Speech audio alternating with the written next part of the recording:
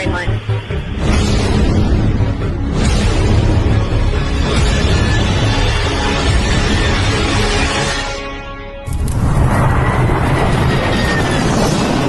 The Russians are fighting the Khazarian mafia in their homeland. They're cutting the head off the snake of the group that has been destroying this planet for generations.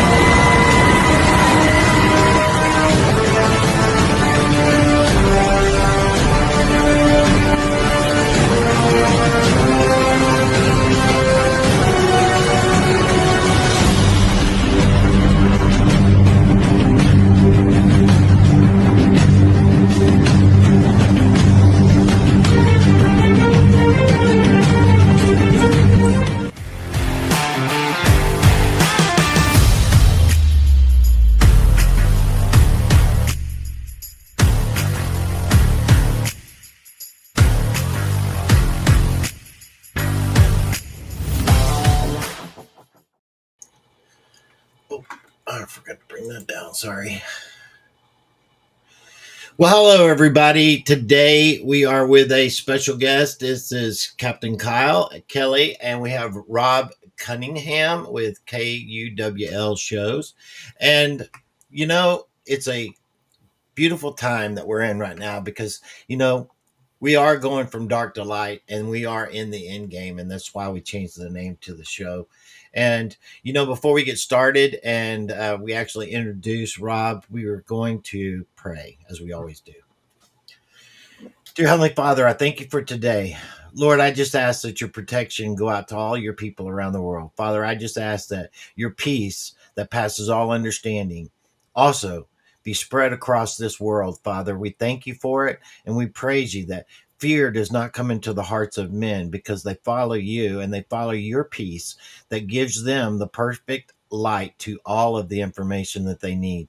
Lord, we know that this is a war of disinformation and misinformation, and Father, yes, it's necessary, but we also know that you give us the truth in all things and that we can stand upon that truth and know that you will lead us in the right direction. Father, we thank you for it, that you stir our spirits today. You allow our discernment to just well up inside each one. I ask that you pour out a triple measure of discernment so that people can understand those things in which they need. Father, we ask for a hedge of protection around all the people around the world. Father, we ask that you place a hedge of protection around this call, the people that are on it, those that are listening to it right now and that will listen to it in the future. Father, we just thank you and we praise you for all that you do. In Jesus' name, amen. Amen. All right, thank you. Well, you know, it's a little unusual because we usually do our shows in the afternoon or late evening, and this is, you know, catching people, I think, off guard a little bit, but that's okay because usually we do them later. A lot of people at work or wherever they're at. Well, that's why we record it so they can watch it whenever they want at their convenience and they can share it as well.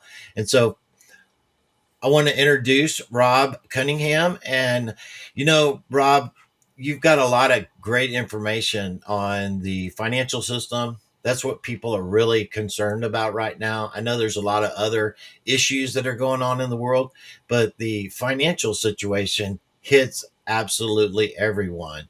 And, you know, what brought you into where you're at right now, and how did you get, I guess, involved in the truther movement, so to speak? Wow, that's a great question. Well, thank you, first of all, for hosting me and inviting me on your program. I'm honored to be here. And um, Kelly, you as well. Thank you.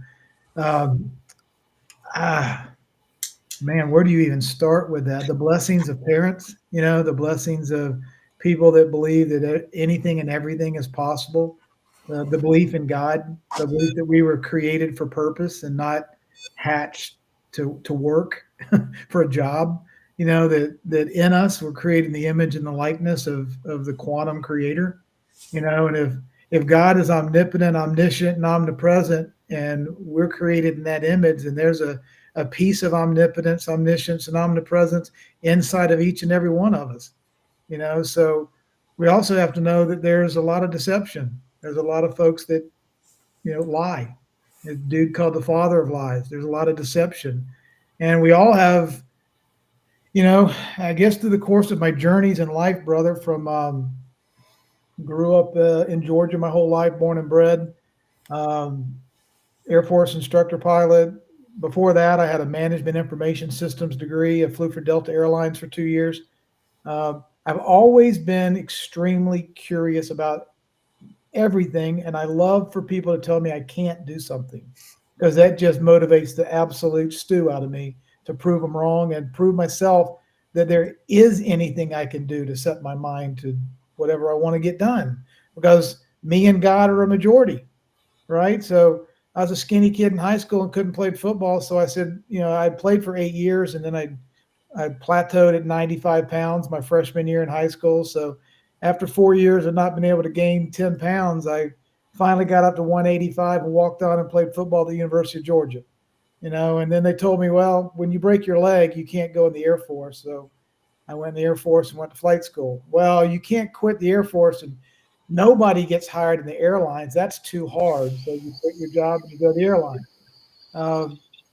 Got furloughed after 2 years in the airline business. So I started a whole brand new career in financial services. I joined Merrill Lynch, became an investment banker, money management, insurance, all that stuff. Learned how Wall Street worked. Got fascinated with mortgage banking and the debt market. So I understood how that market worked. My wife and I started a leadership and development company about 22 or 23 years ago. And so that's my professional background. My spiritual background is an innate curiosity to ask why. Who am I? Why am I here? Why does the world work the way it is? What's this whole thing about on earth as it is in heaven? What are they talking about? This dude that said, guys, you're not getting it. If you'll listen to me, if you'll hear what I've taught you, if you'll observe the miracles I've performed, if you understand the laws and the principles and the authority that I've been teaching you, these things I've done, you can do, and even greater things. How many times do I have to tell you guys? This is a living faith. This isn't an academic faith. This isn't a memorize a bunch of scripture and then wait till you get to heaven to do something with it. This is That's absolutely correct. This is an operational day-to-day in the battlefield enablement system. This is your iOS. And if you don't know what your iOS is, if you don't know what your rights are, you don't know what your power is, you don't have any. That's correct. And what does the book say? My people are destroyed by their lack of knowledge. That's called ignorance. Yep. And then we substitute groupthink for critical thinking. And we all conform. And we succumb to fear. And we contract and consent with assholes, with liars. We put our wedding signature on stuff we don't know what we're doing. We agree to just bow down, take a knee, and go with the flow and bat like a sheep, and we don't know who we are and whose we are. And then we wonder why we're lost. Because, they've perverted everything. Everything has been turned upside down. It's like they've made things illegal to do outside of their licensing, because that's what a license is, to do something that is normally illegal. So you mean a marriage license is normally illegal? If I don't get a marriage license with you, driving a vehicle is illegal without first getting a license from you. Fishing in my local pond is illegal without getting a fishing license from you. It's like absolutely everything that we have had that is our innate sovereignty, they've taken away from us and said that you've got to partner with us so that we can tell you it's okay. And these are the rules in which you have to abide by. So what we've done is we've taken away your rights and we've given you back permissions.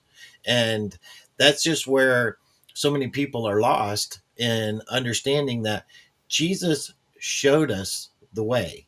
When he said, I'm the way, the truth, and the light, that's what he meant by following what he did in those things and the way he walked. It was his walk that was the way. And people always believe it's something different, but it wasn't. He showed you the walk. That was the way. And the truth was what he did. The light is who he was. And it all gets mixed up by the church because the church wants to control the people just as it did then when he came against the officials, the Sadducees and Pharisees, and all that it stood for was because it was about power to them and the control of the people. And it had nothing to do with that relationship with the Father. And that's why he said, the kingdom of God is in you. You don't need them. You've never needed them. I'm showing you who you are in me, meaning what I am, you are as well. And people get pissed off at that when you start saying stuff like that. But sorry, but we're co-creators in absolutely everything. The enemy knows that. That's why they manipulate the population to do their creating for them because they can't do it.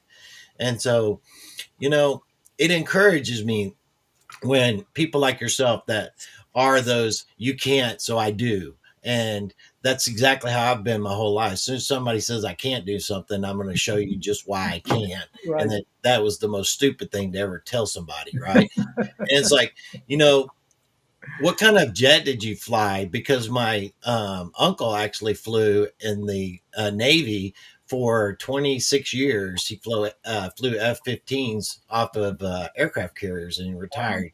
And so he was like, there's nothing like it in the world. And he's like, that's the most incredible thing and you could ever imagine. I could only put it together in what I could think it might be. And he's like, oh, and then just times it by 100. Yeah. That's great, man.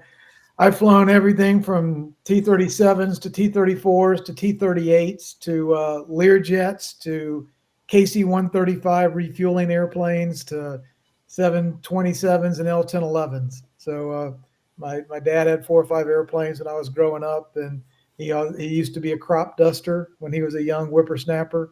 And before he was married, he was an Army helicopter rotor head, and then he flew OV-1 Mohawks, which were kind of forward air surveillance kind of airplanes. And so, yeah, I love aviation. But then I screwed up and married a white knuckle flyer, and she hates airplanes. So she won't let us get our own airplane, and she hates to fly. But we'll get her past that. That's so funny. I used to race motocross and stuff, right? And my wife, I mean, even up until like just 12, 13 years ago, and that's kind of when I stopped. And so I was in my mid 40s still racing, hardcore motocross and stuff. And she's like, why do you have to go so fast? Why do you have to jump so far? Because you're going to get hurt. And it's like, I know it's not a matter of if, it's a matter of when and how bad. Ain't it And fun? it's like, but it's so good to just take it and just rub that freaking dirt right in some 18-year-old's face because you're just whooping him on the track, because they get so, big headed, and it's like, it's that testosterone thing, Yamaha, and you get it from flying. My first dirt bike was a Yamaha YZ80, brother. And if I couldn't jump that thing, 100 feet off the biggest ramp I could find, it was a bad day for me. I was a kamikaze moron on that damn thing. But just get out of my way, man. I love motor. Remember the movie On Any Sunday? Yes. Yeah, absolutely. Yeah. So, it takes a special kind of person that does those kind of things, right? Because you know you're going to get hurt, and you know it's just a matter of when, but you continue to do it just because of that adrenaline that you get from it. It's like being a junkie. It's like jumping out of airplanes and everything else. Most people are like, why would you jump out of a perfectly good airplane at 15,000 feet? Well, why don't you try doing it at 3,000 feet? It's a whole lot more scary. Right, right. And so, you know, it's like kind of where we're at right now. You know, people are afraid, and fear is the motivator that the enemy uses against people, right? To control them, because they get that fight or flight mentality. And most of the people, they, you know, have that flight. They just freeze. They don't know what to do. They're like a deer in headlights, right? And with the way that the enemy has been controlling us, they've been controlling us in that fear of the unknown. People always ask for change. They want change, but when change starts to happen, they're fearful of the unknown. And they've done this on purpose for the entirety of our lives, right? And so right now we're at that point again with our financial system. And that's one of the main things that we've been talking about lately, is because the financial system touches absolutely everybody. But we have been pretty much thrown into a Ponzi scheme without realizing that we're in a Ponzi scheme. And it's been robbing from Peter to pay Paul. And all of that has been put on the public. And this has been done to us since birth, how we've had our birth certificates, social security cards, and all that tied to us so that we could be traded as commodities on the stock market, on sweat equity, labor, as in slaves. And people just have no idea that we have been slave traded our entire lives, and that we're all, if you're not a part of the couple elite, you are a slave, and you have been a slave your whole life. And this is what we're breaking right now. And this is the incredible opportunity that we have, is to finally be set free of that debt slavery that they have put us all in by usury interest and the manipulation of creating money, finance, currency out of nothing, and using that to actually store up actual real wealth to themselves in assets of, you know, land, gold, silver, commodities that are real, tangible, actual assets, and giving us fake pieces of paper of debt. You know, the funniest thing in the world is that we pay people with a debt. We debt for a debt for a debt. How in the does that even work? If I give somebody a $20 bill or a $100 bill, that's a debt note. I'm giving you a debt to pay for a debt. Now, why does that even make sense? You hit the nail on the head, brother. You hit the nail on the head. And to expose the Ponzi scheme for the folks that aren't, let's assume that this is the first time you've ever heard anything about this movement, about what's going on, about the things that the mainstream media are not even talking about. Almost $36 trillion in debt. Let's assume the folks that created the debt, that issued the debt, taxed every single American 100%. Okay. The Federal Reserve note is a debt instrument. We get paid when we go to work in debt instruments. So we own a bunch of debt in our checking account, in our foldable money, you know, in our safe, wherever we have that debt, we have debt. So the government then comes in and goes, you know what? We issued all this debt. We're going to take all your debt, and we're going to take your debt to pay off debt. You can't pay off debt with debt. It's impossible. That's right. You cannot get rid of $35 or $36 trillion of debt with more debt. It requires assets to pay off a debt. It can't be done. It perfectly illustrates the Ponzi scheme that we've lived in since the day the doctor slapped us on the butt when we were born. We've been living in a Ponzi scheme. Yeah, and you know, so many people have never even considered how it all works. And they use this usury interest and the devaluing of the money, which is nothing but a debt, right? By saying it's inflation, and it's so difficult for people to understand that we want to throw it into this big giant of numbers and calculations and stuff on how it actually comes out with how much your money is actually worth, which is nothing more than buying power with that debt, and that it continually goes down.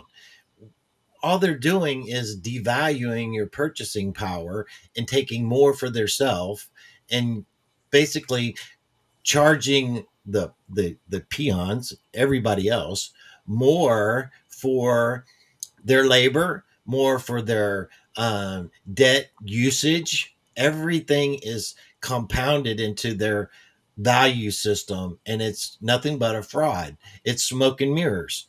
And now they're using all of the actual debt, the real debt, original debt, because that's where it's created, right? The creator of debt is actually using that to actually purchase real assets for real wealth for them and only them. Yeah, That's the yeah. And look over here while we're doing this over here. Kyla, who you are speaks so loudly, I cannot hear what you say. Let's apply this to the central bankers. How does 95% of the world's wealth and resources and assets land itself in the hands of 1% of the people? By accident or by intentionality? By design. If that's not an example, if that's not a prima facie closing argument, drop the mic. The system was designed and built that way as one big fraudulent Ponzi scheme built to divide, deceive, destroy, divide and conquer all of us, pit us against one another, and not even see the invisible hand that forced us at war with one another so they could steal all the wealth and we would live as chattel. And look, we can go back. One of my premises when I try to learn and study and grow in this movement is to treat the Bible as a quantum law book. There's a lawgiver, there's a law teacher. We have the Holy Spirit called the law administrator. We have a law book. Okay? 365 times that book says, fear not. That's the number one most repetitive thing. Be not afraid or fear not. Why? Because evil will use fear as a currency, and they'll beat us about the head and shoulders with that currency. They'll spend us into submission. They'll have us become slaves. They'll put us in tax court and debt court and prison, and they'll bankrupt us. They'll inflate and debase the currency, but they will use fear to suppress us. Okay? 90 times the book says, believe every word. Believe it all. And then 0 times in the book, New Testament or Old, 0, does it ever say, oh, this is too complicated, you can't figure it out. Skip some of these verses because this is really for the higher, smarter. No, there's no mention whatsoever that this is too hard to understand. Now, do people misinterpret it and screw it up and make it sound more sophisticated and tell you it's too complicated? You can only, unless you've been to seminary, you don't have any standing to the baloney. It doesn't say that anywhere in the book. Okay, so but to get in the game, to get it, if first base is fear not, second base is believe everything, and third base is there's nothing too complicated that you can't know. The only way to get into that game is to pick up a bat called humility. If my people will first humble themselves and then seek with all their heart, mind, soul, and strength the way, who you are, whose you are, who I am, who God is, understand these laws, then you won't fear. You'll have agency, you'll have standing, you'll have authority, you'll have power. You'll be able to move mountains with the faith of a mustard seed. You might even, if you get really good, kind of touch that zip code where Jesus said, these things I've done, you can do an even greater thing if you know who you are. But if you're ignorant, they're going to take your head off. Yes, absolutely. And we know, and we have always known, And the Lord knew that they were going to manipulate his word. They were going to change the things that they wanted to be able to make their own versions of what was laid down by the Holy Spirit. But in doing so, this is what the Lord showed me a long time ago, is that if you are taught and you're educated by men, then you will learn only what men know. And so I went to seminary school. My wife graduated from seminary school. She's an ordained minister as well. And when I was going through it, I went through a couple of classes. One was it was called How to Study God's Word. And I thought it was going to be a class that was going to help me to learn how to study God's Word, right? And in all reality, I found out it is the hardest class the entire school actually puts together. And it is about learning how to dig deep into the different interpretations of the way it was translated, the way it could be used, the different languages that it's translated into. And it was one of those classes that was really overwhelming. And we used to have, study classes at my house in my apartment at school, where we'd have 2, 3, 4 people coming over, and we would be trying to figure out, well, my final exam for this class was basically a single word essay. Imagine a single word turning into an essay, and it was the word perfect. And it's like, we're talking about a 10-page essay on a single word, and how difficult that is to kind of understand. But it's like, when you start to go through that, it was like, it was really, it taught me a lot of things. It taught me a lot of understandings on different ways, how to use the Strong's Concordances and all the different books, and how to interpret and understand how things may or may not have been used correctly or incorrectly in translations, cross translations from different languages, and that words don't mean the same thing in different languages, and how they're interpreted because the disconnect between different cultures even. And it was like overwhelming. It really was. And then after my first year and going into my second year, God said, okay, now it's time for you to go back to captain, and you're going back offshore. And I'm like, no, I'm finishing. I was already ministering. We were going out ministering into colleges and different places where my wife and I was going to be guest speakers in places.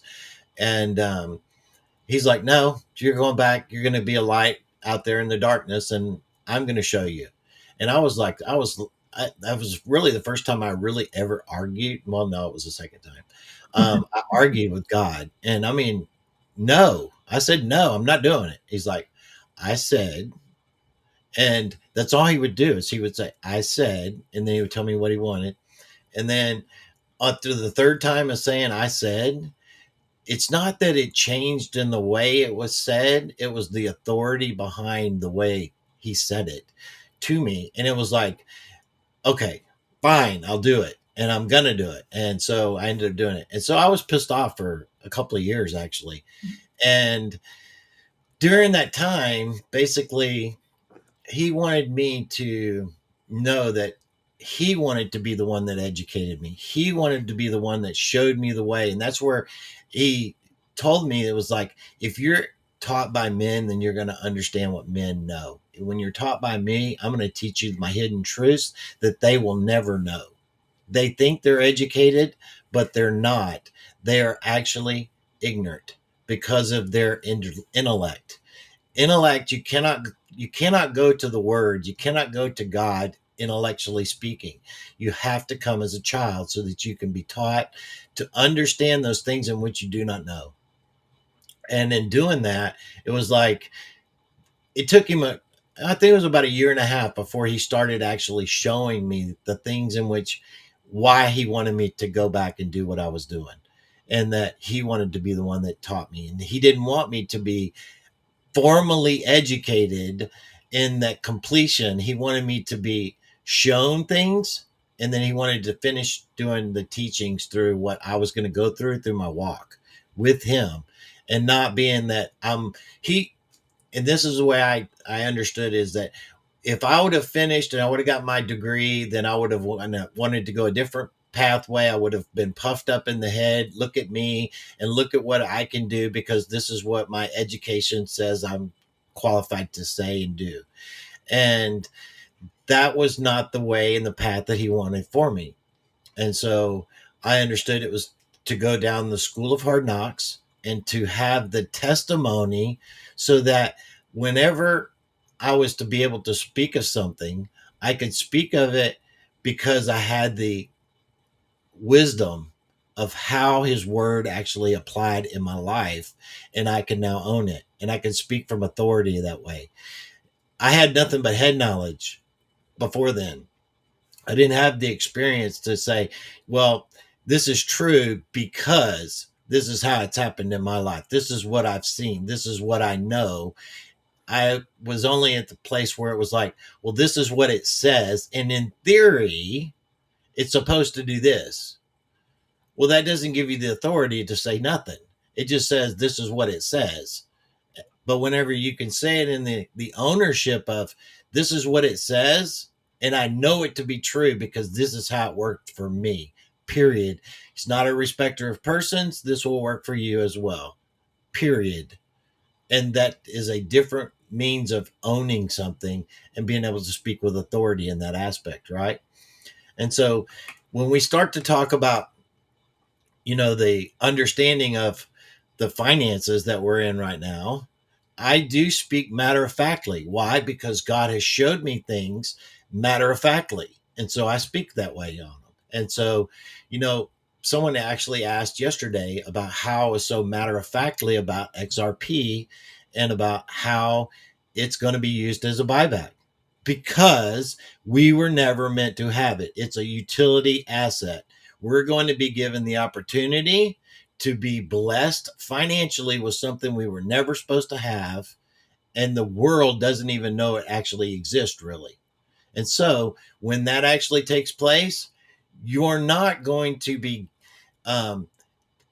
robbed of something. You're actually going to be financially blessed, because it was used in the manner of like back in the time in which they confiscated all the gold. Well, they didn't want you to have the gold because that was the actual real asset. They wanted to put you on the paper. Well, this is something that you're buying for 30 cents, 20 cents, 50 cents, 56 cents, 60 cents right now.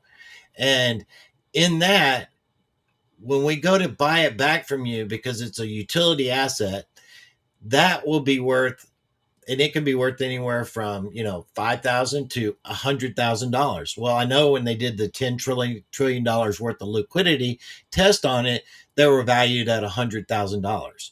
So if I'm going to buy something at 56 cents or 50 cents, and you're going to give me $100,000, how is that taking wealth from me? It's not. It's actually blessing and a transfer of wealth into your hand that you would never normally get. And that's what we're at right now, because we know that Ripple and Stellar and XRP, XLM, all of those assets are a part of the new quantum system. And that when Trump started to talk about this the other day, they're talking about it from a crypto point of view and not from a point of view on knowing what's going on. They're introducing the public to something that the changes are going to take place. And a lot of people were kind of let down because they don't understand that it's an introduction to the public in what he's saying and what they're trying to do. And from a perspective of the college student all the way up to, the 70-year-old person perspective in the changes that are coming. What do you see in exactly those realms of why Trump's getting involved right now, and why is that important for the public to understand and see what's going on? Well, thank you for that question, brother. I think everybody will agree we're in a spiritual war, economic war, political war, immigration war, true, you name it.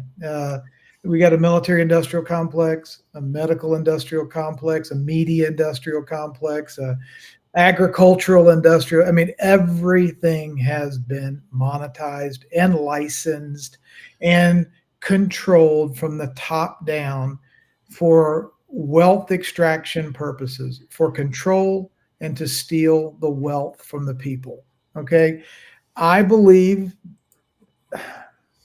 the white hats, the alliance, God, the forces of the universe were instrumental in the coalition of forces and powers that need to bring this beast system down. This global world reserve currency matched to the world's most powerful military, running roughshod over the place since, you can just go back to 1944 in Bretton Woods. That's 80 years ago. Power corrupts and absolute power corrupts absolutely. When you have the world reserve currency and the world's most powerful gang, known as the U.S. military, in the same location, you can start 60 wars after World War II.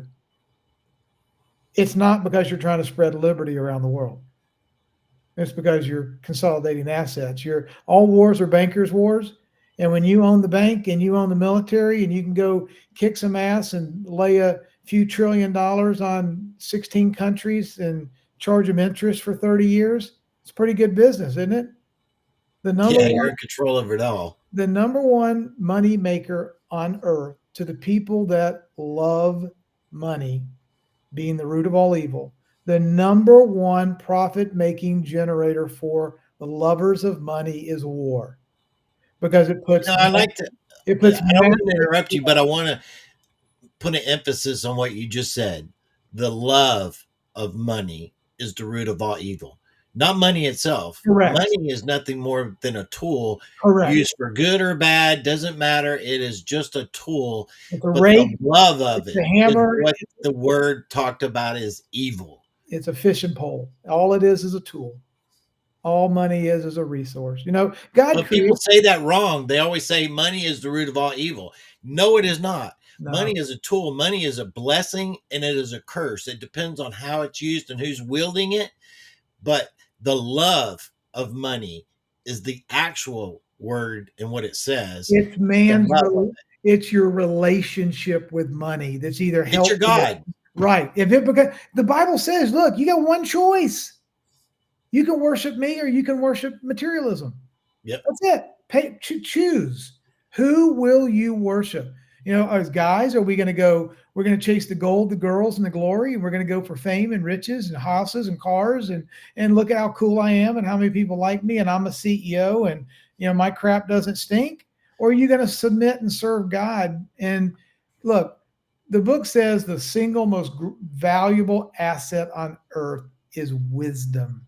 More valuable than all the gold and silver, platinum and diamonds and rubies and mirth and you name it. The most valuable commodity ever is godly wisdom.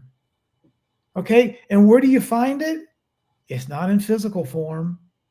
It's in spiritual relationship with the giver of wisdom. If we don't first humble ourselves and seek that wisdom with all of our heart, mind, soul, and strength, we're missing the plot. We're missing the purpose. We're missing why we're even here on this rock in the first place. It was like, Solomon could have anything in the world. And what did he ask for? Anything. If you're given anything in the world, when God said, you can have anything you want, no matter what it is, you can have it. And to ask for wisdom.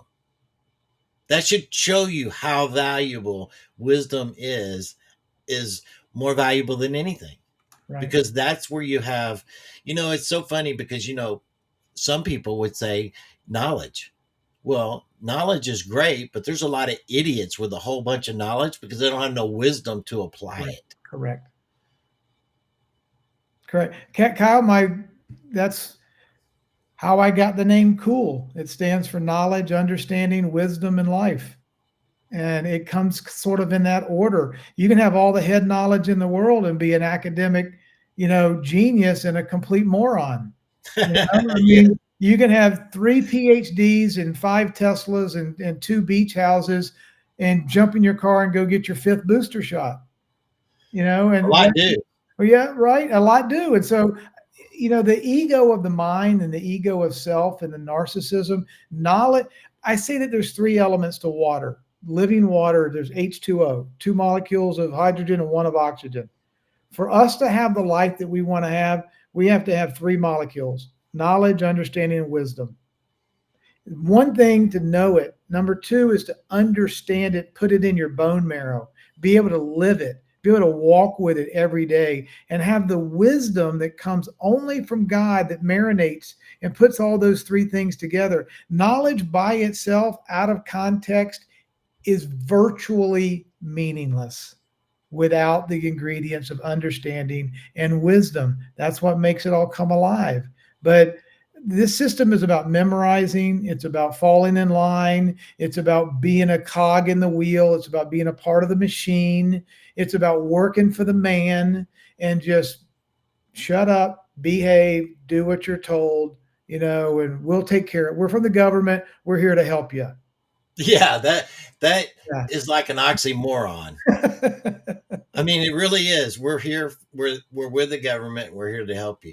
And you know, so many people actually believe that Yeah. idiocracy, and it's like they would never do anything to hurt us. Well, yeah, they do. And this is what's been so difficult trying to get over this hump is that they they all know that the government is corrupt, but they're not that corrupt. Yeah, they take a little money on the side, they take some bribes, they may do a little something that they shouldn't, but you know, that's just kind of the way things are. That's how it is. But when you start to tell them that no, they're a part of human trafficking. No, they've actually been a part of demonic sacrifice and the things in which they've done. They want to actually kill you and cull you. What?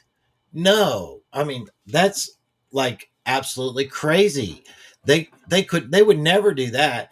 And so as they start to pick that up and get to understanding it, then that's when they start to see just how corrupt and evil that the government truly is, right? Yes, sir. 100%. 100%. You know, and what they like to do is say, well, yeah, it's bad, but your party's worse than mine because I can't be wrong. So if I'm on team red or team blue, uh,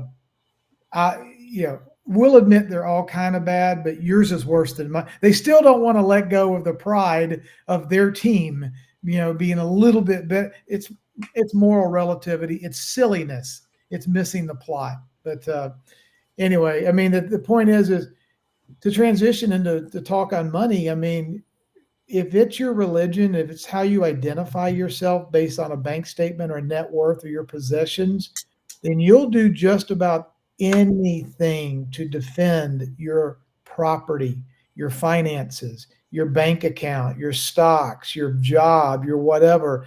If you identify first and foremost with title and material wealth, then you will rationalize almost any behavior. You have the potential to. I mean, look at what they did they leveraged the financial system or our need for money with you can't kill grandma, you need a shot. We're from the government, we're here to help. Roll up your sleeve or we take your job.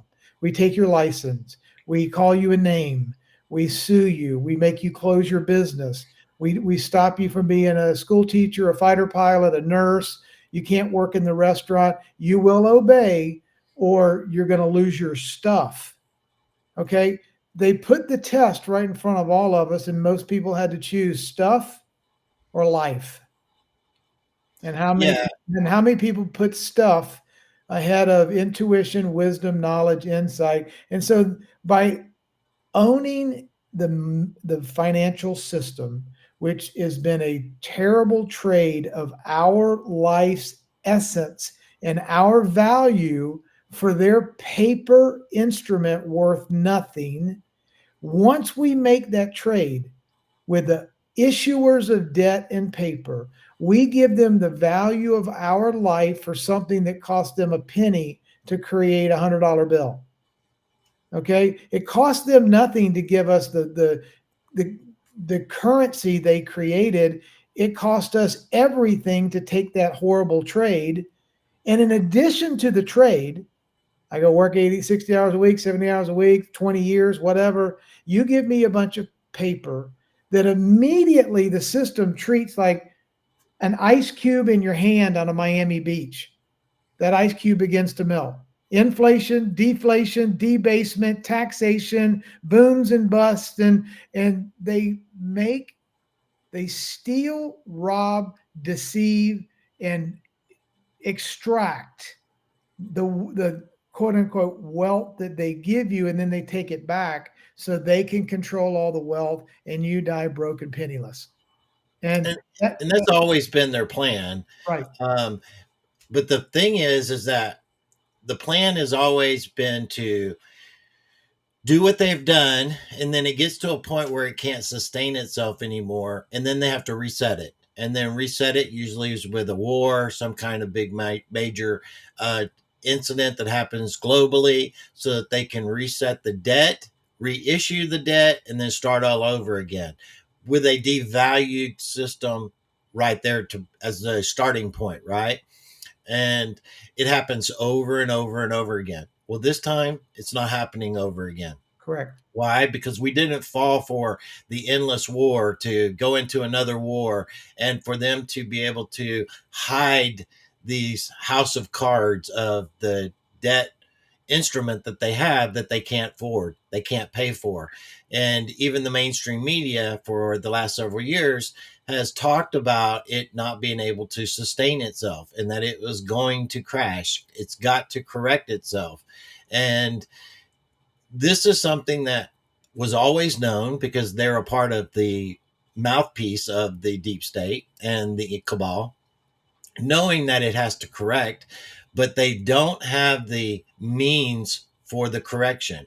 And so what they've tried to do is try to use this situation with Russia and with Ukraine and now with the Palestinians and with Israel as a means to launder money, finance themselves, reestablish some wealth that they think that they've lost, but none of it's working, and that it's all about to completely crash. Why? Because there was a system put in place called the quantum financial system that was done years ago that since about the latter part of 2020 began running simultaneously with the SWIFT system and beginning to track all of the financial transactions that were happening globally. And in doing so, that's where you started getting the banks, the banksters actually caught laundering money. How many banks have actually gotten busted for racketeering and for money laundering and for fraud and for, you know, fees assessed that never should have been assessed, for usury fees, and that in the past this would have never happened and never did. Why? Because they could always hide it. They could always, move money around and make it look like that it didn't happen. Well, the quantum system actually tracks every single transaction, every single penny that moves, and that there is no hiding it.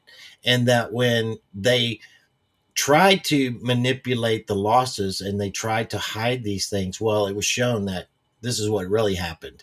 And they started to be caught. They started to go down. And we've seen it from Wells Fargo. We've seen it from Deutsche Bank. We've seen it from Bank of America, Credit Suisse. There's not a bank that was out there that didn't get their hands slapped by being in the cookie jar in the last several years. Well, how many banks have actually collapsed over the last 2 years?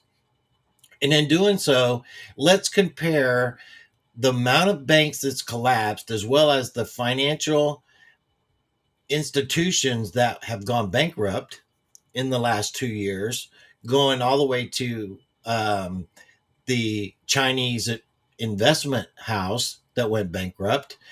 That's the largest retail investment house in the world going bankrupt and not being able to pay its bills. And how's that affected everything in the world globally? Where back in 2008, that was like a introduction to how bad it is right now. And that basically almost stopped the world. And this time it doesn't seem to be that bad. What gives? Well, there's two things that evil cannot tolerate. Evil cannot tolerate transparency and accountability, honesty, being able to see what everything's been doing with the cards face up on the table where everybody can see everything. They have to operate in secrecy, in a secret society, behind a curtain, the Wizard of Oz, in an NGO where there's no accountability and there's no transparency. The Federal Reserve is one big non-governmental organization. It's owned by overseas corporation in the city of London. You can't audit the books. You can't see the books. We don't elect the Federal Reserve chairman. We don't have any. This Federal Reserve chairman has no accountability even to the President of the United States. There's no jurisdiction over the Federal Reserve. So what we had, as John Kennedy talked about in his inauguration address in 1962, a constitutional republic cannot tolerate secret societies. They're abhorrent to a constitutional republic that has self-sovereignty, unalienable rights, and that we, the people, govern ourselves, not overlords running roughshod and raining hell on top of us. That's not what we were set up to do. So the banking system, the blockchain system, if you will, with distributed ledger technology, it won't function without 100% perfect accountability and perfect transparency. Okay. And Kyle, it's very important for people to understand that transparency, perfect transparency, where you can see or have the capacity to see where all money goes, all of it, drug trafficking, human trafficking, sex trafficking, money laundering into Ukraine and back to the swamp. And how does effeminate, America-hating, Saul Alinsky-loving presidents that are barely almost solvent, almost bankrupt when they become president, have a home in Hawaii and Martha's Vineyard in Washington, D.C. worth $100 million on a salary of a president? How does that work? Don't tell me book sales. Okay. It's money laundering. It's one big money laundering washing machine in the swamp. Okay. So transparency does not mean public nudity. That doesn't mean that every single thing that Kyle and Rob and Kelly do in our weekly spending or monthly spending is out there on the internet for everybody to see, what kind of money we're spending on clothes and cars and houses and vacations. Transparency doesn't mean everybody gets to see what everybody else is doing. It means that in the event it's necessary to investigate a crime or a lawful problem, then there's nowhere, and you get a lawful order to take a look at transactions, parties A and B between date A and B, because a crime was suspected, then you can follow the money trails, and it's going to paint one hell of a clear picture. One real clear picture. Doesn't mean that you got to walk around and let everybody see what you're doing all the time.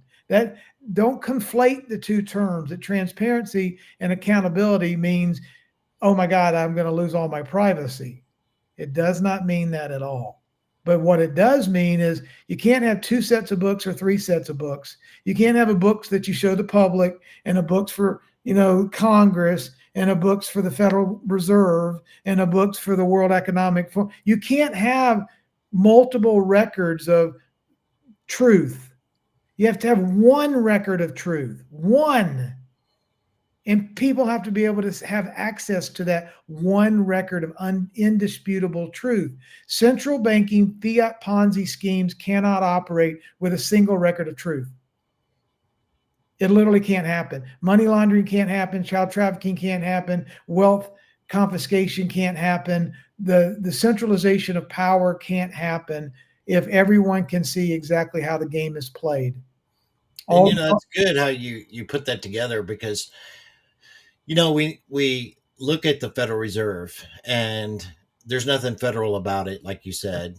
And the thing that people don't understand, just because the debt instruments are still being pushed around, Federal Reserve notes, is that the Federal Reserve was taken in by the Treasury Department in 2020. March of May 20, of 2020. March of 2020.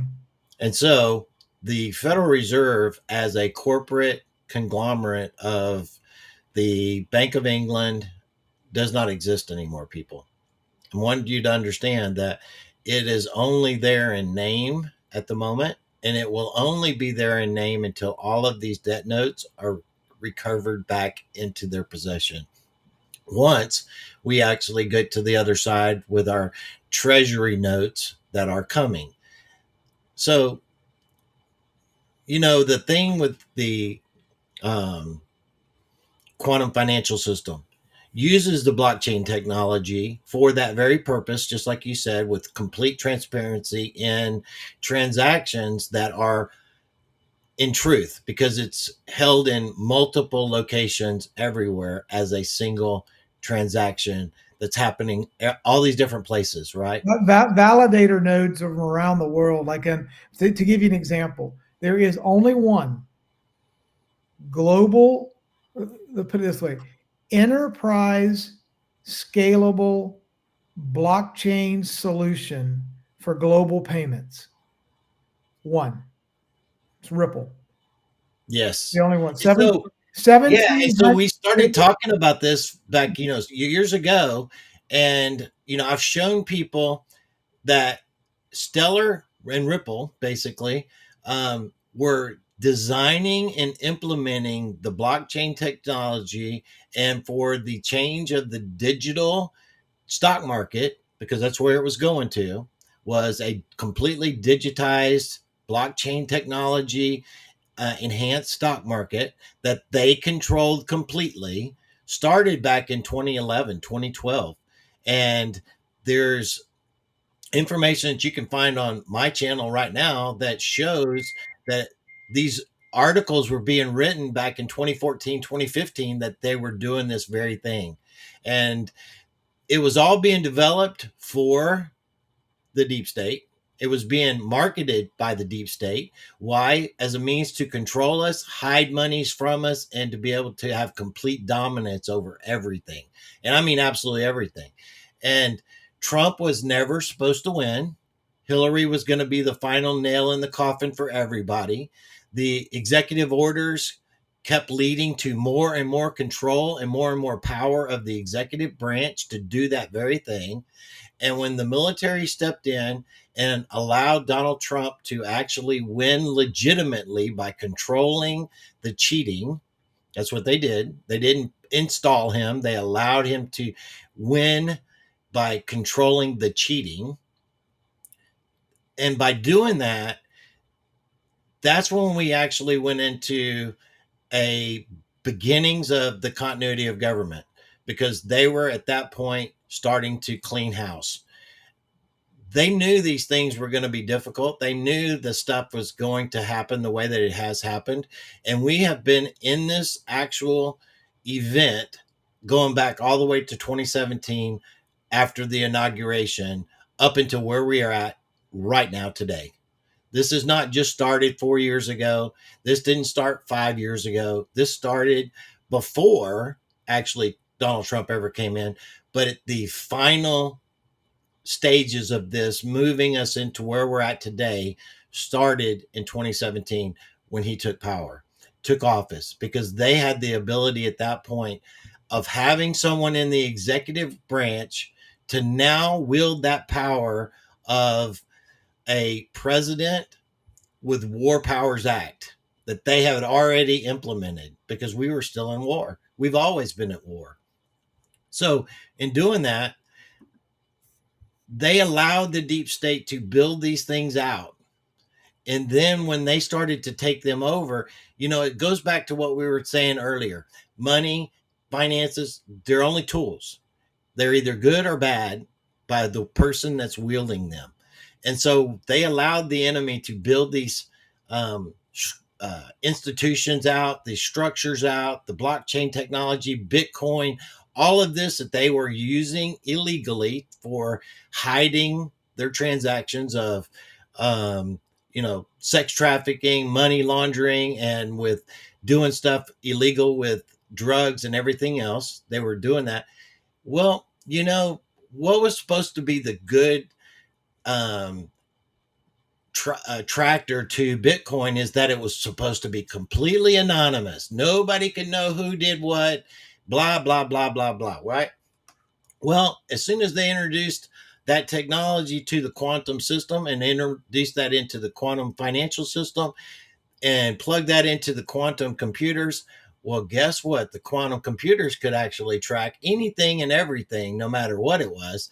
And all those people that were trying to use Bitcoin as a means to um, hide where they were, the oil pipeline, where they actually attacked the pipeline and they were using that as payment. Well, guess what? Every person since that time, but in the 2020 on, that tried to use Bitcoin or any other asset, they got caught. And how did they get caught? Because Bitcoin's just completely anonymous. You can't track it. Well, quantum computing can, and is not absolutely anonymous. It was anonymous in the system in which they had it in, but it lives complete transparency in the quantum system because you can't manipulate actual truth. Actual truth lives in the quantum, and it's under the Akashic records of absolute truth. And so, that's where we're headed. And what we talked about with what's being at the head of all that is Ripple. That's why the SEC went after it. We knew they'd already won, and it was nothing more than a play because they wanted it to be a financial tool, but it's not a financial tool. It's an actual utility. That's why people are not supposed to have it. That's why they're going to be blessed by those that own it right now when it actually goes into being a buyback, because it's a utility asset for institutions for cross-border financial transactions. Period. That's what it was built for. It's not built for anything else. And so, and it's so important to understand Executive Order 13.7. Look, the reason that they started attacking Trump so viscerally. Can I share my screen real quick? Absolutely. And I want to show a very short explanation that connects all the dots of everything that you just said. Okay. And then the messaging from the white hats, the alliance, the Trump campaign, the military intelligence, however you want to amalgamate or combine the forces that are organized against this beast system, this one world reserve currency system, this next level slavery system that they wanted to impose upon us, but plan interrupted, Hillary lost, Trump won. Their worst nightmare became true. Russia, surveil Trump Tower, impeach, Ukraine. All of this, character assassination, defamation, destroy the MAGA movement. All of this was because they understood their ability to control planet Earth is linked to their ability to control the financial system. And this man was a threat to that monopoly. And from the time he came down the escalator. So let me show this video very, very quick. It's a very short one. Let's see. I'm going to share my screen here. Make sure I can show what I want to show. Let's see. That's not it. Let me see. Let's see. That's not it. Hold on just a second. See if I can't. If I can't do this quickly, No, it's fine. There's no rush on us. Let's see. There we go. That's not it. I'm trying to learn your technology here, but I think I can figure it out. Let's see. All right, screen share. There it is. I think. Let's see.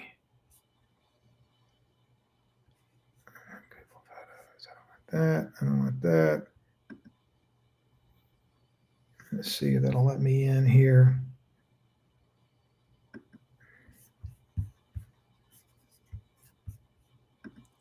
So this is what is there now. Oh, don't want to show that. No, don't want to do that. Let me close that out.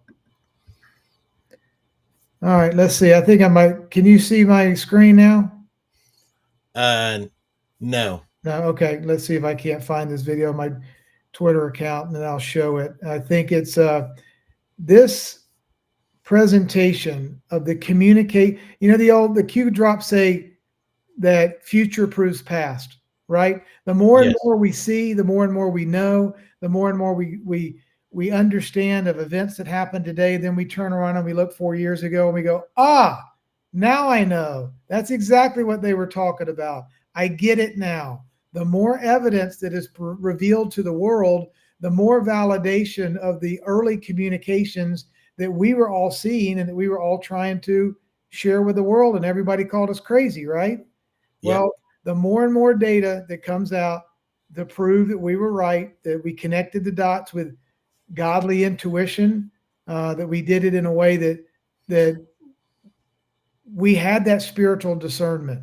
We could tell what was being told to us because we had enough ability to connect dots that we could come to a proper conclusion. And of course, those that didn't come to a proper conclusion wanted to call us anything and everything but a son of God, right? So I want to, gosh, I'm almost there. I'm going to find this thing. I think if 10 people watch this video, it can go, all right, now I get it. You've connected all the dots. It's 100% perfect in their own words. I can see it with my own eyes.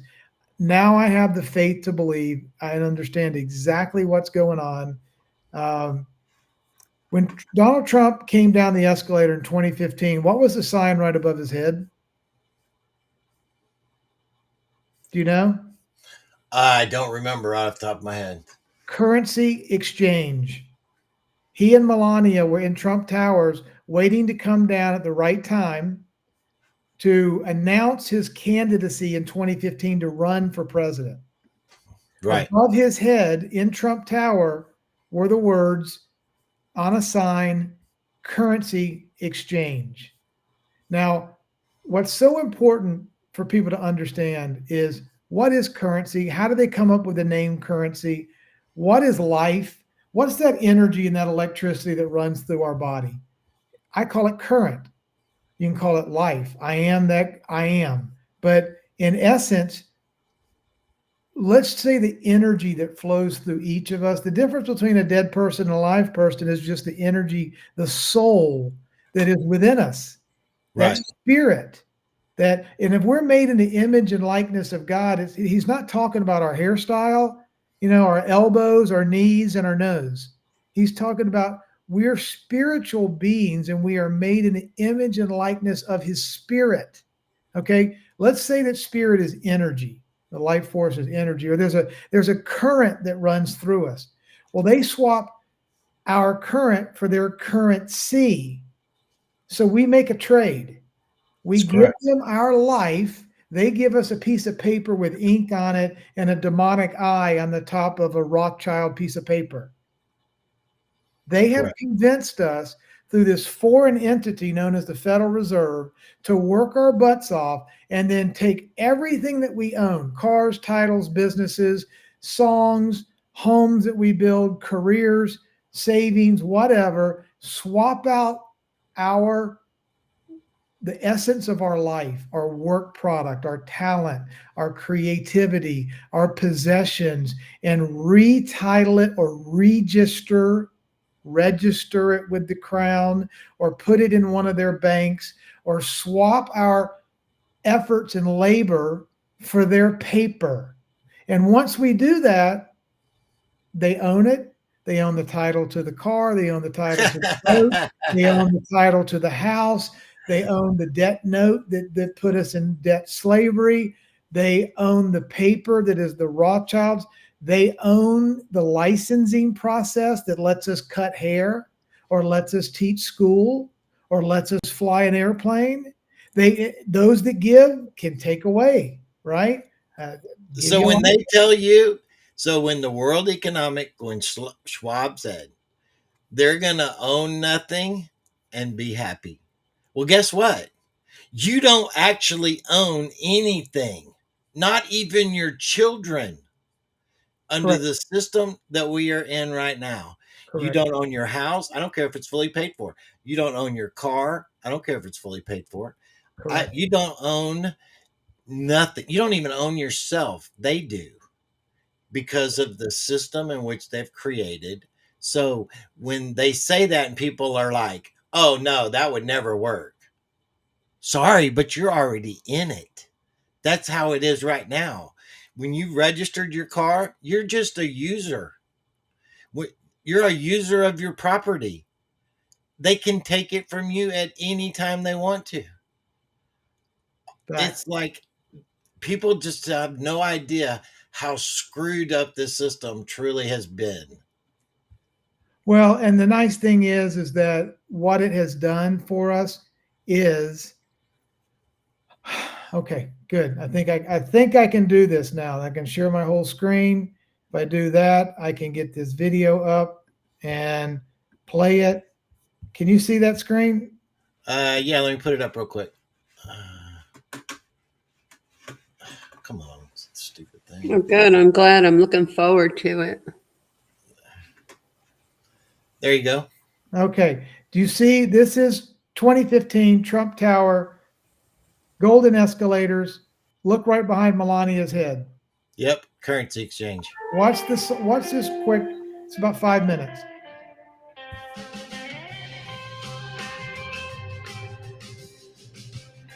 This man came down the escalator to get rid of the beast system. That's why they hate him. All of a sudden, people saw inflation. People saw that, wait a minute, why is everything getting expensive? Why am I going to the grocery store and everything is now double, triple the price it was before? People started to understand what inflation actually is. It's a devaluation of the currency. At the same time, the currency was devaluing. What was happening? Gold was moving up. Wait a minute. Are these actually countering the inflationary market? Since the fiat currency is going down and these going up, does that mean the alternative currencies, that is actual money? I think people are starting to realize this, and I think people are starting to understand this. A moral responsibility of the government. I mean, we have legal tender laws. We have to use this unit of account. And money is meant to be a meaningful unit of account that really measures value. It's supposed to be a store of value, truly stable, sound money that doesn't have built-in obsolescence. Even at 2%, the Fed would congratulate itself on 2%. But think in 10 years, you've lost 20% of your purchasing power based on money you have saved, based on America's money unit. And I think that what has happened is government has just turned money into another economic instrument to achieve its own objectives. I believe that banking institutions are more dangerous to our liberties than standing armies. If the American people ever allow private banks to control the issuance of their currency, first by inflation, then by deflation, the banks and corporations that will grow up around the banks will deprive the people of all property until their children wake up homeless on the continent their fathers conquered. The issuing power should be taken from the banks and restored to the people to whom it properly belongs. Thomas Jefferson, 3rd President of the United States. Most of crypto is about replacing the centralized banking system with networks that allow user control versus bank CEO control. I would say I don't see it so much as returning, but more of a back to the future. Okay. I think that what a gold standard stands for is monetary discipline for its own sake. That is, if money is supposed to be a unit of account and a reliable measure and a dependable store of value, it really shouldn't be subject to who's the chairman of the Federal Reserve. And I think that money needs to be stable and provide the foundation for productive economic growth. And when money is just a variable that financial markets toss around, or it's part of a derivatives formula, or it's part of someone speculating on currencies, it's not serving the private sector in the sense of providing that reliable unit of account so you can make plans. And under a gold standard, you did have that stability, and I think that's what's missing. And so I like the idea of a gold standard. I mean, it could be used in a very cryptocurrency way. The point is, do you have a unified money system so that when you talk about the international marketplace, everyone is playing on a level monetary playing field? Ripple is not an ordinary company. We are not here to make us have a small market share or do X, do Y, and make small amount of money or something to happen. We are here to make a dent in the universe. Either we will change the remittance universe, the way you understand, the way value gets transferred across the world, between people, between institutions, or we will just fade away.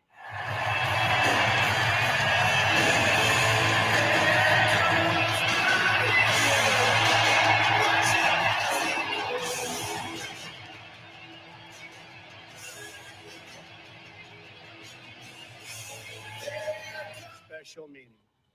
Because today, we are not merely transferring power from one administration to another, or from one party to another, but we are transferring power from Washington, D.C., and giving it back to you, the people.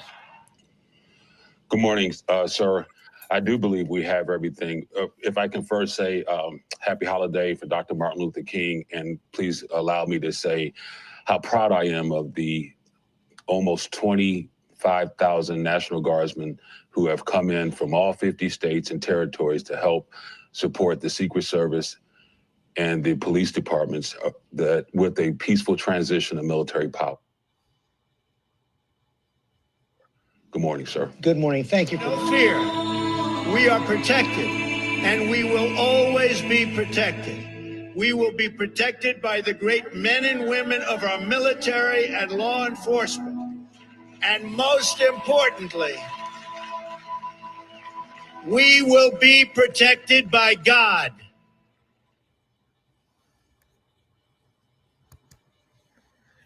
That's the video that I love. Yeah, absolutely. And I just wanted to put the context of what this new financial architecture is all about. It's about redistributing power and value back to where value belongs. It belongs in your family and my family. It belongs under my control and your control, not some central banker's control. Unalienable rights means there's no one supposed to put a lien on my life, on my property, on my children, on my career. Unalienable. Rights are issued from God, not the SEC or the federal government or anybody else. I shouldn't have to have a license to go fish or cut hair or get married or do anything else I want to. Okay? The issuer of laws in life are the creator, not these people that want to play God, these homeowner association people with narcissistic personalities that want to keep. It's all about this tiered power structure. Who's got more power than who? It's a divisive, disintegrating, power-hungry, mad scramble that's built around a bunch of lies. It's built around chaos, deception, division, destruction, the worshiping of money and power. And everyone is siloed. Everyone is lied to. Everyone knows a little bit about their equation. We're told things like there's scarcity in the world. We're running out of water. We're running out of oil. We're running out of land. We're running out of food. Really? Every single human alive right now could go stand in Texas on the planet. You know, we're not running out of energy. There's no climate crisis. The scarcity is a concept that allows fear to reign through the land, and only these angels that can dance on the head of a pin that work for government can solve all of our problems, because they know how to best spread out the scarcity of the universe, as if God didn't know how many people would be here and what our needs might be. But they do. God doesn't, they do.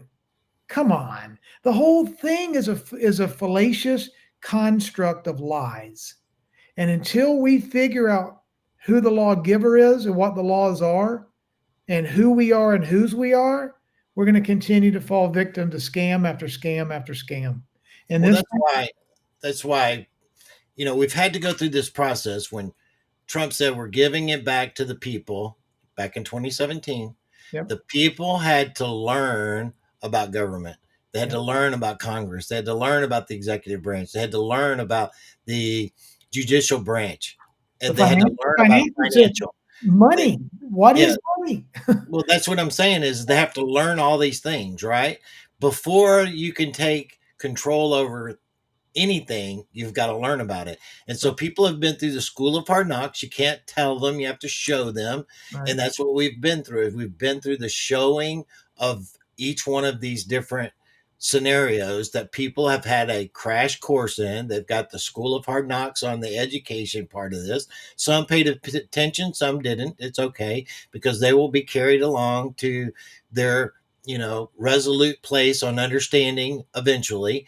But we're at this point of decentralizing everything. Yes. Decentralizing the corporation construct that's out there, decentralizing the financial system so that it is not controllable by the federal system, by anyone other than me, myself, and I.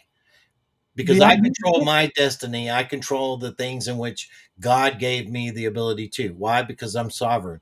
But in doing so, people have to understand what sovereignty is, but they also have to understand how to be self-governing. Yes. They have not learned self-governance. We're in the process of that right now, learning what self-governance is. But the financial system has been put in place. The house of cards of the SWIFT centralized banking system, the Rothschild Federal Reserve, so on and so forth, has to collapse under its own weight so that the people can see the Ponzi scheme of what it truly is, and that they don't own anything. They don't have any value in the money that they have because it was all fraudulent. Yeah. Fortunately, because of the quantum system is running parallel to it, they will not have lost anything because it's a backstop of the assets and things in which they have, which are really nothing, but it is something that is a lied value, but not real. It's going to be given something of real value and replaced after people experience what it's like to lose it all, because that's what's about to happen. They're going to lose it all. It's going to look like they've lost it all. But fortunately, because the quantum system and the decentralizing of the federal system that's in place right now is actually there as the backstop. BRICS is a part of it. It's showing the introductions to asset-backed individual currencies of every nation having its own independent wealth, but they're all playing from a level playing field. When Trump said we are going to all be on a level playing field, that's exactly what was meant. Not that you're a third world country, we're a first tier country, and we're going to force you into being able to do this, what you have to do. And it's all corrupt. Correct. So, Rob, why do This you is think what they has came, changed. they came out or Trump came out first with talking about Bitcoin? That's a great question, Kelly, and I'm so glad that you brought that up. I mean, I want you to think about Bitcoin. The white paper came out in early 2009. Okay. The globalists, the BlackRock folks from Obama all the way from 2009 to 2016, 2017. For 15 years, the mainstream media, the networks of the globalists have had unfettered access to sell Bitcoin, to propagandize it, the usual suspects. They've conflated every story about digital assets is about Bitcoin. Bitcoin was first. Bitcoin's this. If Bitcoin was the system that was going to decentralize their monopoly of power and control and central banking the world over, let's ask ourselves, would they have given Bitcoin 15 years of unfettered access to propagandize the whole world, to get everybody to want to buy the very token that was going to bring the system down? Probably not. They were conditioning us to accept digital money. They knew that they were bankrupt in the financial crisis of 2008 when everything went, I mean, basically the patient flatlined in 2008 in that great financial crisis. And it was basically 0% interest rate policy, no growth, barely getting by with just pure money printing from 2008 to 9 forward. And that's why we've had this moonshot of gone to $36 trillion in debt, and just to keep the system alive on life support. So Bitcoin is a category, kind of like you say, hey, I want a soda. Hey, can I have a tissue? Bitcoin represents crypto as an industry. There's 30,000 tokens, right? So to the average person that doesn't know anything about digital assets, when a politician says Bitcoin, it's familiar. They've heard about it. It's been marketed. It's out there in the ethosphere. Is Trump talking about the technical specificity of the tokenomics, the 21 million, the transactions per second, the throughput, the energy usage, the miners, the voting, and the governance, and all the specifics? Us geeks that think about the inner workings and the gears of each blockchain project, we hear words and we think about our book. What do I hold? What project do I love? Which one am I most invested in? What's my favorite?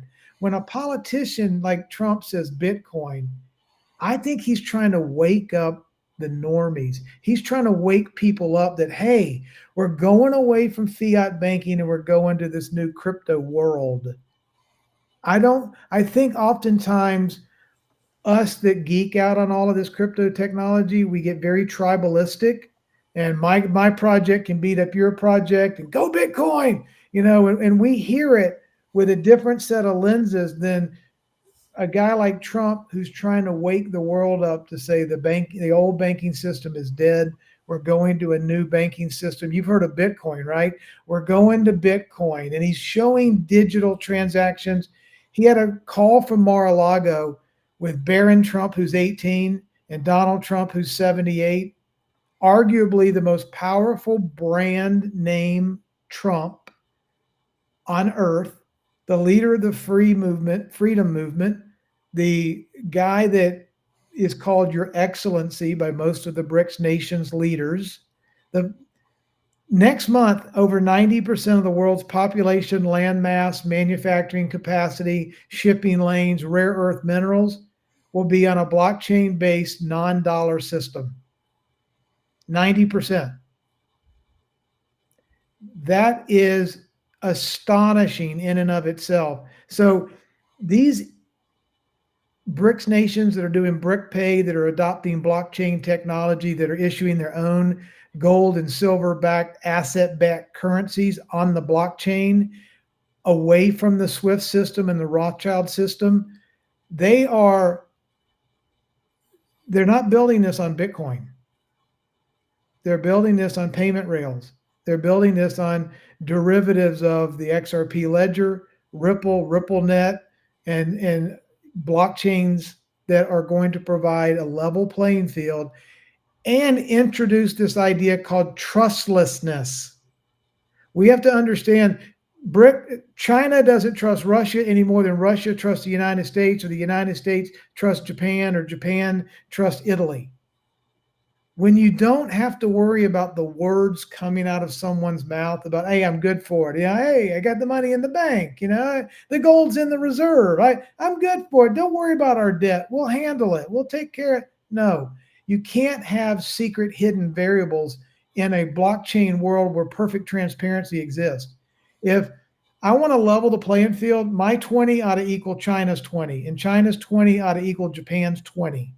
So if everybody can see in a perfectly trustless way and verify that the amount of currency you have in circulation, the amount of debt you have, the amount of gold you have in reserve, and the assets and the GDP of your country justify your 20 being a 20, then I don't have to worry about this foreign currency exchange market all the time and going to a broker and changing my 20s into 42.7 Japanese yen and worrying about what the exchange rate is back. And everybody's taking a pound of flesh every time we've got these foreign exchange markets taking place?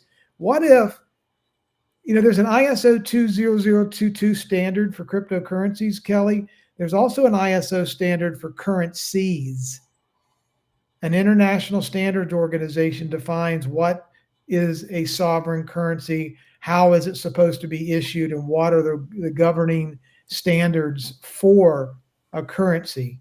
I didn't know that. That's interesting. I knew about the ISO 20022. I didn't know about for the currency. I think it's 5217. Don't hold me to that, but if you'll just type in your Google search ISO currencies or something, it'll pop up. My point being is everything can be A, verifiable, B, coded into law, and C, confirmed via a blockchain calculation as true or false, right? I mean, we're talking about a system that allows any packet of data that includes an asset and the titled owner of that asset. That's what's transferring across this ledger in 3 to 5 seconds. Think of it as a windshield wiper. The windshield itself is the ledger, okay? And the windshield wiper, every 3 to 5 seconds, it goes from one side of the windshield to the other side of the windshield. And when the windshield wiper goes like that, anytime assets or value or a packet of code changes from me to Kelly, or Kelly to Captain Kyle, or Captain Kyle to me, update, update, update, update. The physical gold doesn't change. The car title doesn't change. My silver doesn't change. My XRP doesn't change, but the record changes and is updated on all those nodes. Choo-choo, choo-choo, and the title goes from me to you. Anything can be reduced into a ISO 20022 messaging standard packet of code that gets rid of all the middlemen, all the exchange rates. It can happen 24/7, 365. Choo-choo. Choo-choo. No middleman. You can move $100 million for less than a penny because it's my value, it's Captain Kyle's value, and it's Kelly's value. And I don't need a permission slip for me to give you money or you to give Captain Kyle money or Captain Kyle to give me money. If I own it, on top of that, it's on the Basel III, Basel IV compliancy of banks worldwide as well, that you actually have to have the actual physical asset of that for the value in which you're talking about. Banks, absolutely, and they cannot do fractional banking based on the new Basel III standards. They have to have the physical assets in inventory in order to do business or make loans, and it can't be a 10x leverage. Right. So whenever you talk about that, the banks, your credit unions, things like that, they don't have that asset to be able to be compliant. Correct. Right now. Correct. So what I've talked to Kelly about, and I've told my people, is that what they will now do is they will operate under the umbrella of the U.S. Treasury Department as their actual financial house. They will be the one that's compliant for all banks, or they will not be a banking system. That's a great way to put it. I mean, think of it this way. Instead of there being, if we have 195 countries that issue their own sovereign currencies, okay, Japan issues Japan's currency, the Treasury issues a U.S. gold-backed currency per our Constitution, Russia issues its money, Brazil issues its money. Yes. What does the Federal Reserve do? What does it issue? What does a central bank issue if sovereign nations and sovereign treasuries are now responsible for holding gold and issuing treasuries? What is the function of a central bank? If it's no longer issuing the currency, is it a bank of data? Is it a bank of technology tools? Is it a FedNow system that does kind of inventory management and technical architecture and record keeping? Maybe there's a different role for a central bank that's got a suite of technology services in it, but it sure as hell's not going to be issuing the money, printing the money, pumping the M1 supply and the M2 supply, and doing yield curves and twist and quantitative easing and screwing around with our markets anymore, because we the people can't hold a central bank owned that in private hands, for profit, in secrecy, accountable.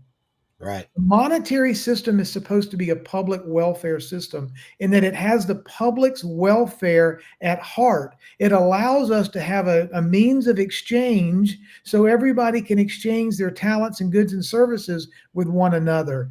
When you put the federal government or the central bank at odds and they're competing and they have an ulterior motive to take our wealth into their profitable hands, that's not a trust system.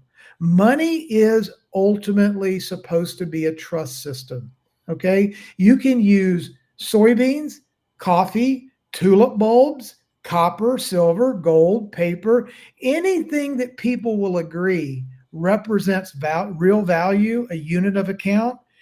As long as it's an actual real commodity. As long as we agree that it is what it is, it's a trust system. Right. But when you introduce a foreign agent that wants to suck our wealth out and debase our currency and steal our value and doesn't have our best interest at heart, it's no longer a trust system, it's a theft system. Yes.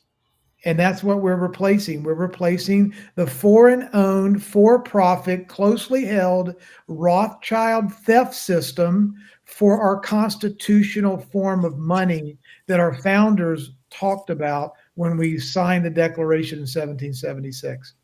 We're going back. So there's not going to be speculation anymore with what's my money valued at? What's it devalued to? No more buying power being lost because of speculation on the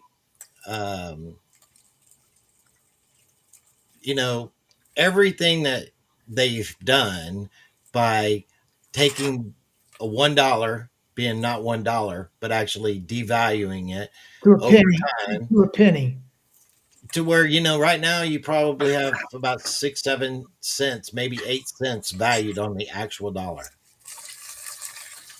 Yeah. So Rob, my next question was with the World Liberty Financial. Sure. Did you listen to Trump's? Okay. So we had streamed it live, and it was hard for a lot of people to grasp because it was very technical talk. When I've been looking at the people that he is putting on this team, a lot of them specialize in ether. Do you know why that is? Yeah, I would say that from a development standpoint and from a code-based standpoint, it's probably they went down the smart contract route right away. Ripple went down the payments route, two very different things. They both do those very well. I think it's important for people in the industry to disassociate ETHgate and the criminality of a lot of people like the SEC and Bill Hinman and Gary Gensler and Joseph Lubin and a lot of bad actors. Think of it this way. The Ripple RLUSD stablecoin is going to be used for the Ethereum and RippleNet so that it can be used as a liquidity token. And it's going to become critically important, Kelly, if this Tether, unregulated, offshore, scrupulous, unaudited, number one stablecoin comes into question. It looks like MiCA regulations in the EU, nor what's coming out of Congress is going to recognize Tether as a legitimate stablecoin. So now it's going to go away. So who's going to replace that $130 billion stablecoin? Well, look at this. We got an RLUSD that's going to be audited and going to be transparent and going to be included. In Ether, the platform itself has got a lot of great merits and great value in it. ETHgate is about the corruption and the ne'er-do-wells and the liars and the money launderers and the scumbags associated with the central bank and the SEC and the regulatory swamp that tried to use ETHgate. What they wanted to do, Kelly, was the system wanted to push Bitcoin and ETHgate through this regulatory door and then slam it closed. And everything else was going to be called a security. Everything.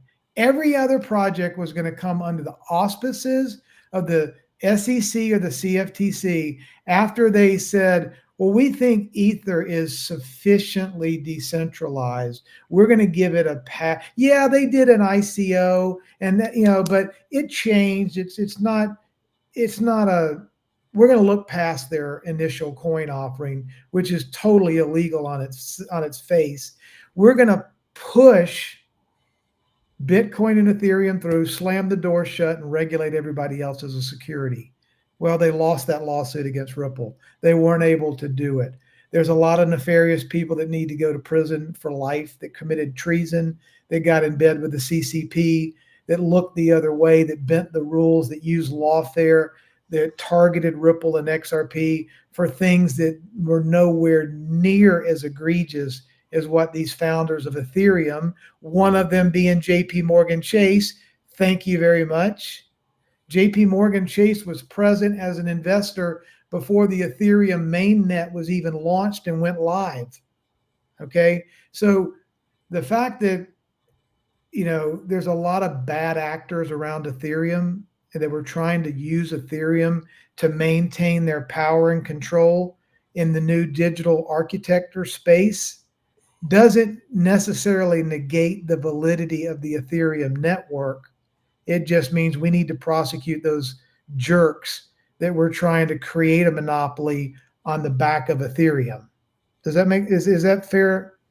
Yeah, I would think so, especially because I think a lot of people's main complaints with Ethereum were the fees. Yes, correct. So expensive. So that wouldn't make sense, if XRP can transfer this money so inexpensively, so quickly, but yet so inexpensively, it wouldn't make sense to have those fees in place like that.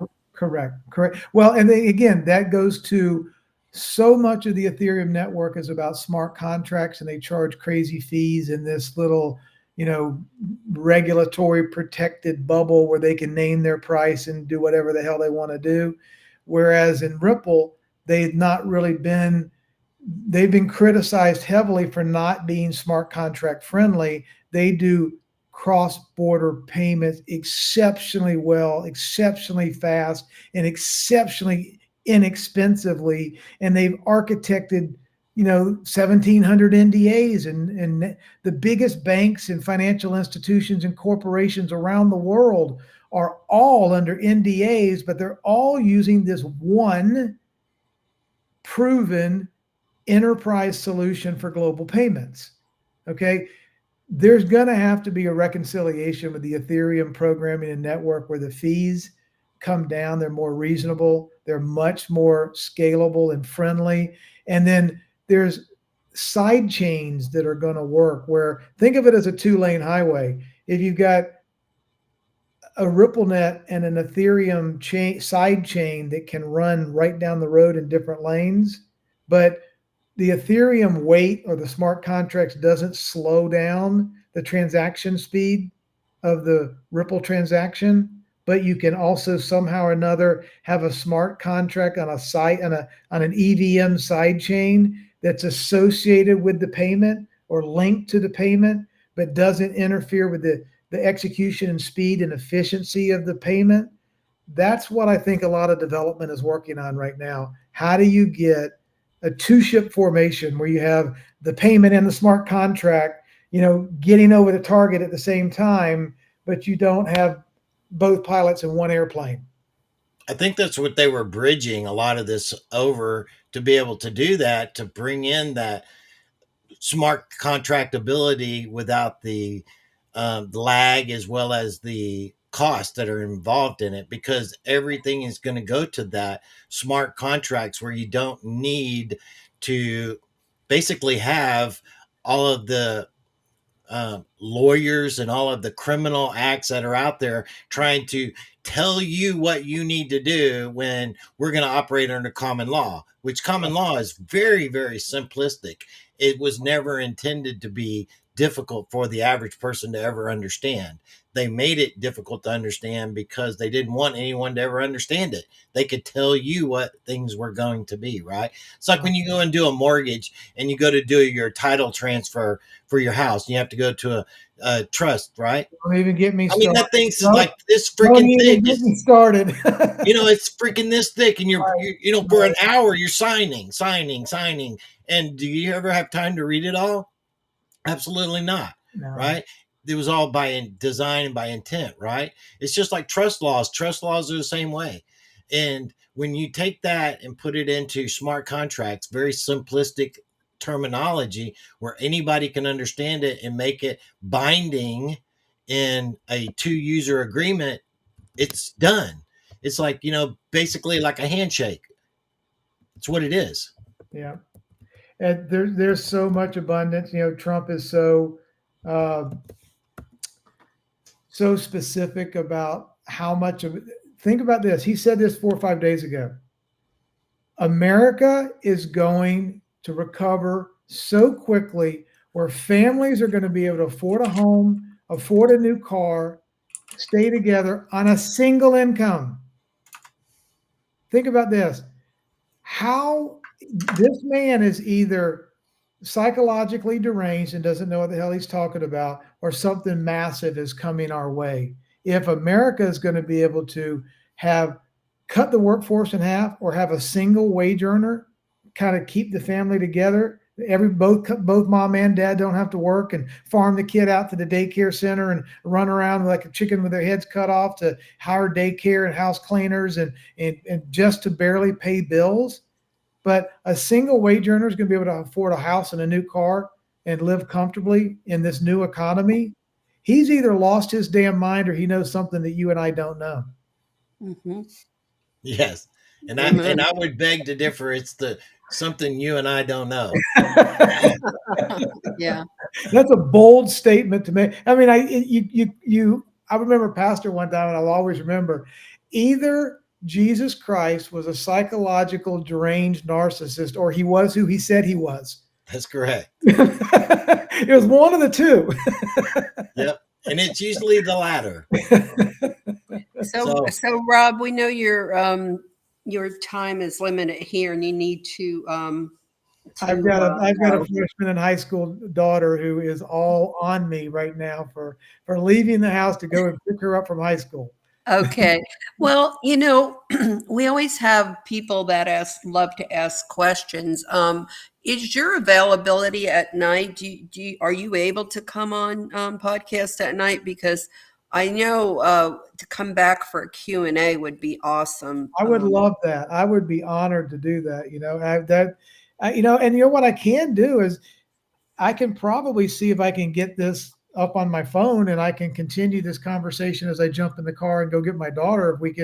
If I can be live from my phone, or we can end it here and start. Let's do this. Let's end it here, and let's plan to have another one where it's later in the evening where people are not working there and have a little bit more time. That's why I said when we first started is we try to do them at 6, 7 o'clock in the evening where people have the time where they can, be in it and they're not at work and stuff, where they can, We'll have normally is what we do is we start out with about an hour show, and then we do Q&A where people put their questions in, and then we can speak directly to their questions. Well, we didn't speak to their questions, even though we probably answered a lot of them. They can do a post right now on a Q&A, and that we can come back, and whenever you want to do it, we can schedule it, and we can do a Q&A where we can answer some direct questions from the people, and they can have their questions, kind of directed specifically at you and what your understanding of these things are.